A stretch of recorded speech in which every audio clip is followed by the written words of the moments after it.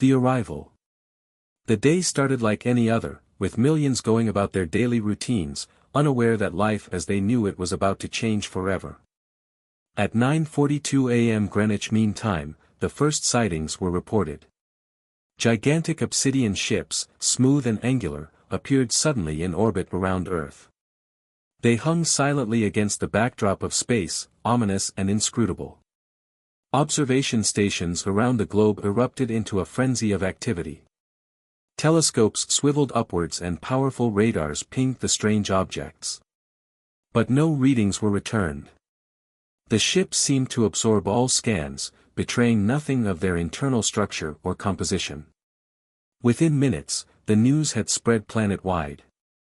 Social media exploded with photos, videos, and frenzied speculation. Some claimed it was a hoax, a coordinated global prank on an unprecedented scale. Others cried alien invasion, pointing to the ship's unearthly design and sudden appearance. Doomsday cults hailed it as the long-prophesied end times. World governments convened emergency meetings even as they issued statements urging calm. The ships had taken no hostile action, they assured the public. Efforts were being made to communicate with the visitors and ascertain their intentions. But all transmissions went unanswered. From low-band radio to powerful lasers, no reply was elicited from the silent behemoths. As the day wore on with no further developments, the initial panic gave way to an uneasy waiting game. Air forces around the world scrambled fighters and put all bases on high alert. The ships were in a low orbit, well within range of Earth's weapons. Yet attacking the unknowns was deemed too risky. There was no way to know what retaliation they might bring. As night fell across the planet, crowds gathered in cities and towns, staring up anxiously at the stars. The great black ships were visible to the naked eye, sinister shapes drifting against the constellations. Many prayed to their gods for deliverance, others stockpiled supplies and hunkered down with weapons close to hand. A few hardy souls even tried to signal the aliens, with everything from signal lamps to fireworks. An unsettled hush lay across the world as midnight approached with still no sign or message from the intruders.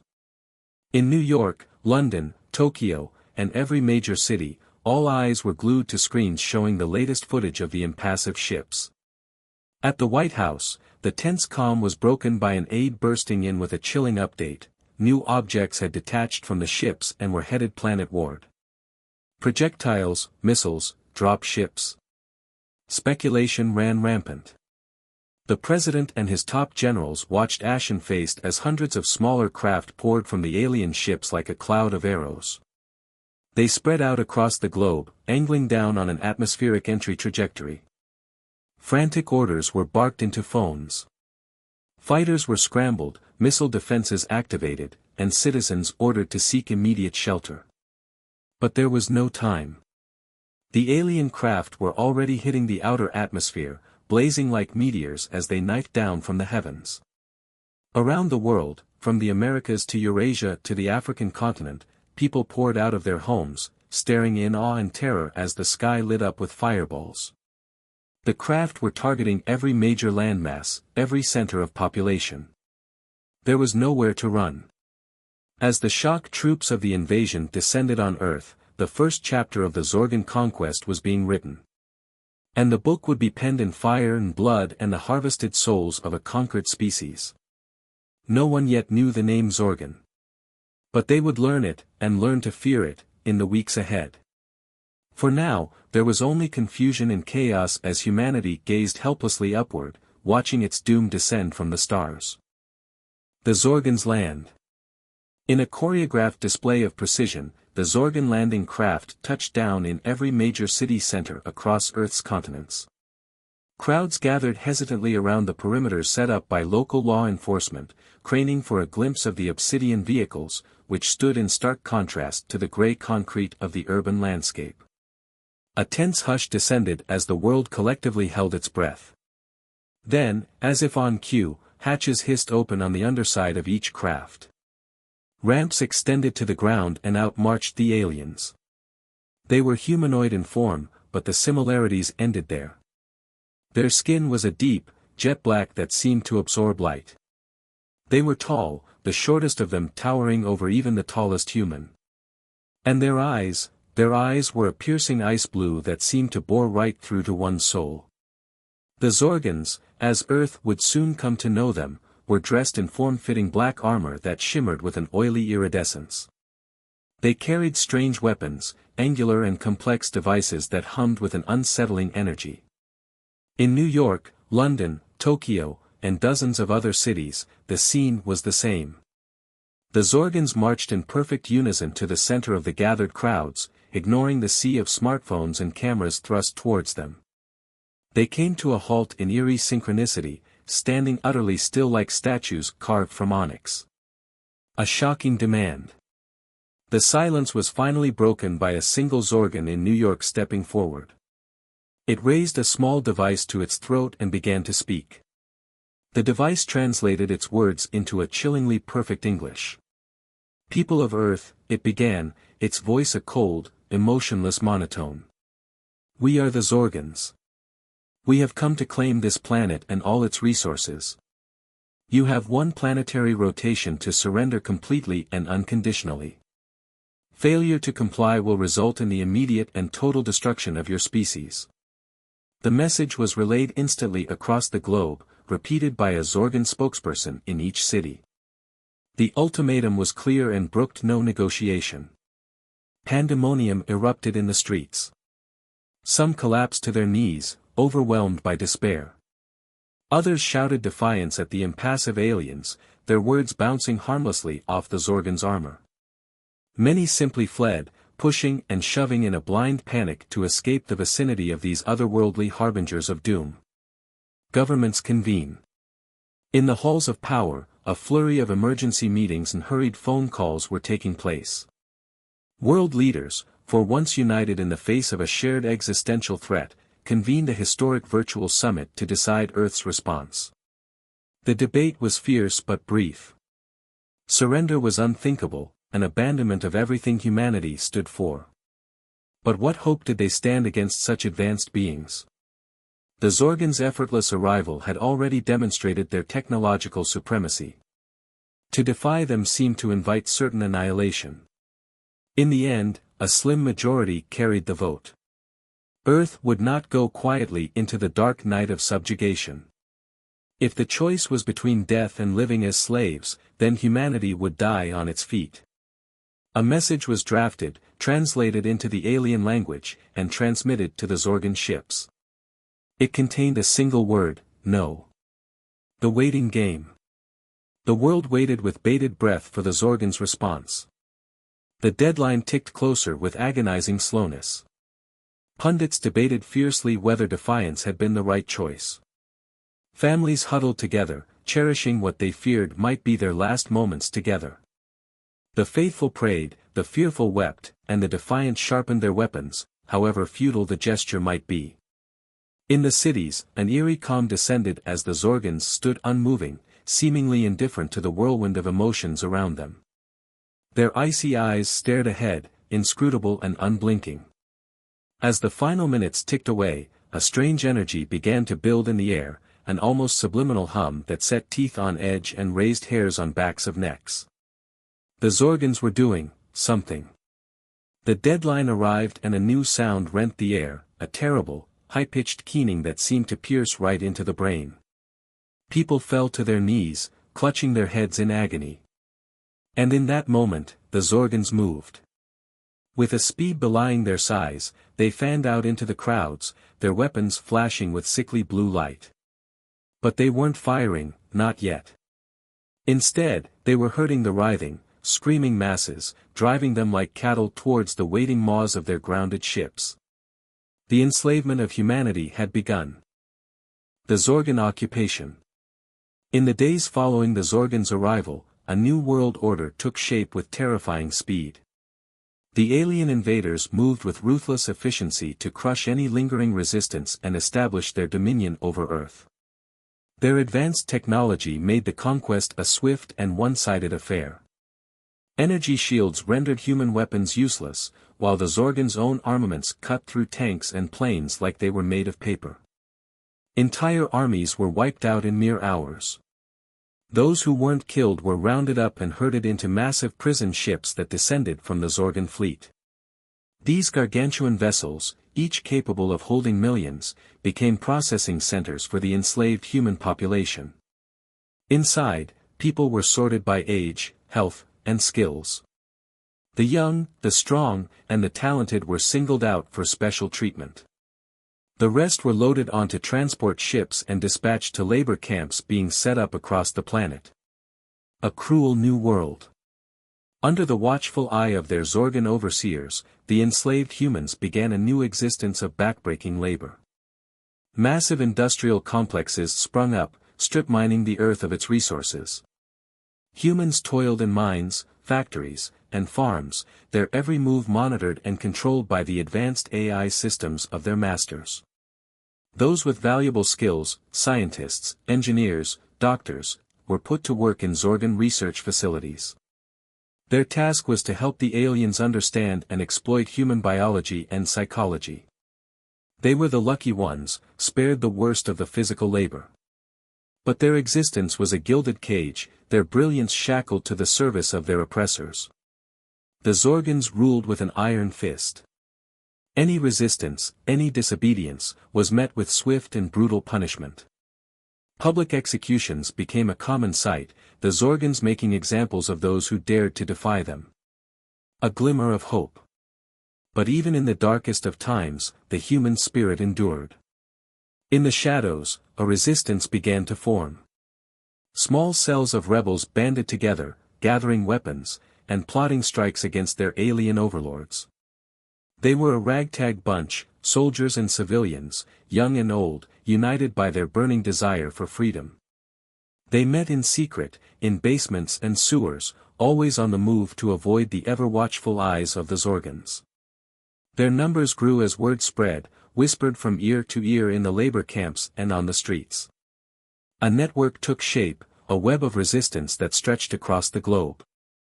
At the heart of this network was a small group of leaders. They were the best and the brightest, those who had escaped the initial roundup and had been working tirelessly to build the resistance. Among them were military officers, scientists, engineers, even a few politicians who had managed to evade capture. The resistance strikes. Their first strike was a bold one. A team of rebels infiltrated a Zorgon weapons depot in the heart of New York City. They made off with a cache of alien weaponry and technology, striking a symbolic blow against the invaders. The Zorgons retaliated swiftly and brutally. Entire city blocks were leveled, thousands killed in a show of force designed to cow the human population back into submission. But the resistance had tasted its first victory, and they were hungry for more. They began to stage increasingly daring raids, hitting Zorgon supply lines, sabotaging factories, and freeing prisoners from the labor camps. Each strike was met with fierce retaliation, the Zorgons tightening their grip on the enslaved population. But with each act of defiance, the legend of the resistance grew. They became a symbol of hope in a world gone mad, a beacon of light in the darkness of the Zorgon occupation. Yet even as the resistance fought on, a darker truth was emerging. The Zorgons, it seemed, were interested in more than just Earth's physical resources. They had a far more sinister plan in motion, one that would strike at the very soul of humanity. In hidden laboratories deep beneath the Earth, the true horror of the Zorgon agenda was about to be revealed. A sinister discovery. Deep in the heart of a Zorgon research facility, a team of human scientists made a chilling discovery. They had been tasked with studying the alien technology, trying to uncover any weaknesses that the resistance could exploit. What they found instead was a horror beyond imagining. The Zorgons, it turned out, were not just interested in Earth's physical resources. They were after something far more valuable, human souls. The scientists discovered records of a terrifying machine, a device the Zorgons called the Soul Harvester. It was a massive construct, a nightmarish blend of organic and mechanical components, designed for a single, unspeakable purpose: to extract and store human souls. The records showed that the Zorgons had been perfecting this technology for eons, moving from planet to planet, harvesting the souls of the species they conquered. The souls, it seemed, were a source of immense power for the aliens, fueling their technology and their psychic abilities. The soulless slaves. The implications were horrifying. The Zorgans weren't just enslaving humans' bodies, they were after their very essence, the core of what made them human. Further digging revealed that the soul harvester was already operational. Hidden in a secret location, it was being fed a steady stream of human captives. Those who emerged from the machine were mere shells of their former selves, their souls ripped from their bodies.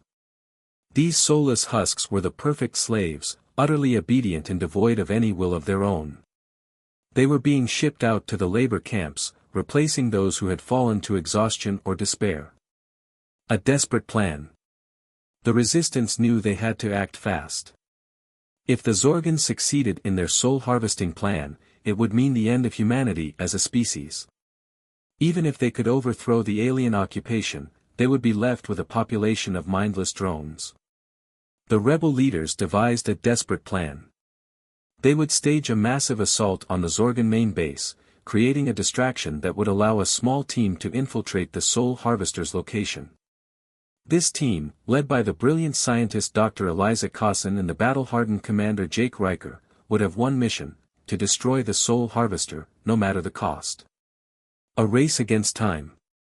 As the resistance forces geared up for their all-out assault, Dr. Cosson and Commander Riker's team prepared for their covert mission. They knew the odds were stacked against them. The soul harvester would be heavily guarded, and they would only have one shot at this.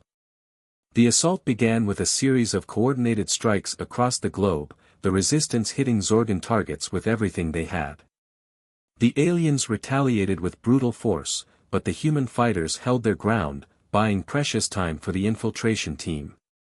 Dr. Cosson and Commander Riker's group managed to slip into the Zorgan stronghold amidst the chaos. They fought their way through the alien guards, each clash a desperate battle for survival. Finally, they reached the chamber housing the soul harvester. It was a monstrous thing, pulsing with an unholy energy. Tubes and wires snaked out from its central core, each one leading to a capsule holding a human prisoner. As they watched in horror, one of the capsules lit up, and the human inside began to convulse. A shimmering, ethereal substance was drawn out of their body, sucked into the machine's hungry maw. Commander Riker wasted no time. He planted the charges while Dr. Cosson worked feverishly to free the remaining prisoners. They had minutes, maybe less, before the Zorgans realized what was happening. The charges set, they fled the chamber. The timer counted down as they raced through the corridors, fighting off the Zorgan soldiers who tried to stop them. They burst out of the stronghold just as a massive explosion rocked the ground. The soul harvester was no more, reduced to a pile of twisted, burning wreckage. But even as they cheered their victory, they knew the fight was far from over. The Zorgans would be enraged by this blow, and they would stop at nothing to crush the resistance once and for all. The stage was set for a final, desperate battle, one that would decide the fate not just of Earth, but of the human soul itself. Retaliation and desperation. The destruction of the soul harvester struck a devastating blow to the Zorgans' plan, but it also unleashed a terrible fury. The aliens lashed out with unprecedented ferocity, determined to crush the human resistance once and for all. Cities burned as Zorgan warships rained down destruction from above.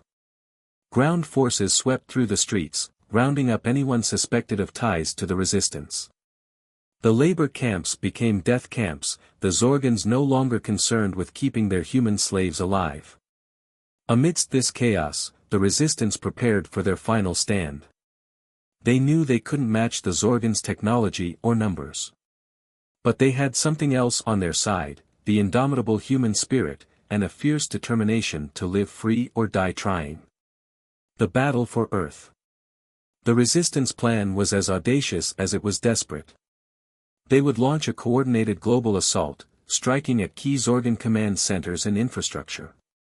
The goal was to cause as much disruption and damage as possible, creating an opening for a small, elite team to breach the Zorgan mothership in orbit. This team, led once again by Commander Jake Riker and Dr. Eliza Cosson, would attempt to take control of the mothership's central computer core. If they succeeded, they could shut down the Zorgon's weapons, disable their ships, and maybe, just maybe, turn the tide of the war. As the resistance forces launched their attacks, the Zorgons responded with all the might of their alien war machine. The skies over Earth's cities became a hellscape of dogfights and missile trails as human fighters clashed with Zorgon craft. On the ground, resistance soldiers armed with captured alien weapons fought tooth and nail against the Zorgon infantry. Every street, every building became a battleground as the humans fought with the courage of those who have nothing left to lose. Infiltrating the mothership. Amidst this chaos, Commander Riker and Dr. Cosson's team managed to blast their way into one of the Zorgon landing craft. Disguised in alien armor, they slipped aboard a transport ship heading for the orbiting mothership. Once aboard the massive vessel, they began a nerve-wracking game of cat and mouse, sneaking through the alien-shaped corridors and fighting off the Zorgon patrols who discovered them. They finally reached the central computer core, a vast chamber pulsing with strange energies. Dr. Cosson got to work, her fingers flying over the alien interface as she tried to hack into the system. But the Zorgons had one last trick up their sleeve. A hidden failsafe system kicked in, triggering a self-destruct sequence for the entire mothership. Dr. Cosson worked frantically to override it, but the countdown had already begun. Commander Riker made the call. They would complete their mission, no matter the cost. As Dr. Cosson fought to gain control of the ship's systems, Riker and his soldiers took up defensive positions, determined to buy her the time she needed. The final showdown. The battle that followed was the stuff of legend. Outnumbered and outgunned, the human soldiers fought with a skill and ferocity that belied their humble origins. They held the line against wave after wave of Zorgon attackers, even as the countdown ticked inexorably toward zero. With seconds to spare, Dr. Cosson succeeded. The mothership's weapons went offline, its shields dropped, and its systems began to fail. Around the globe, Zorgon ships fell from the sky, their pilots suddenly stripped of the psychic link that bound them to their vessels. But the victory had come at a terrible price. As the mothership began to tear itself apart, Commander Riker ordered his team to the escape pods. Dr. Cosson, however, refused to leave. Someone needed to stay behind, she said, to ensure the Zorgons could never use this technology again. With a heavy heart, Riker led his team to safety. From the escape pod's viewports, they watched as the mothership exploded in a blaze of light, taking Dr. Cosson and the last of the Zorgon High Command with it. Aftermath and rebuilding. In the days that followed, the remnants of the Zorgon forces were hunted down and eliminated. The few survivors fled into the depths of space, their dreams of conquest shattered. Humanity had won, but at a terrible cost. The Earth lay in ruins, its population decimated, its once proud cities now little more than rubble and ash. But as always, life found a way. Under the leadership of those like Commander Riker, the survivors began to rebuild. They salvaged what they could from the alien technology, using it to heal the world and forge a new future. They mourned their dead, and celebrated their heroes. The names of those like Dr. Eliza Cosson, who had given their lives for the cause, were etched into monuments and whispered in reverent tones. And as humanity looked to the stars once more, they did so with a new resolve. They had faced the darkness and emerged victorious. They had proven that the human spirit, when united, could overcome any foe. The Zorgon invasion had been the greatest challenge humanity had ever faced. But it had also been its finest hour, a testament to the courage, resilience, and indomitable will of the human species.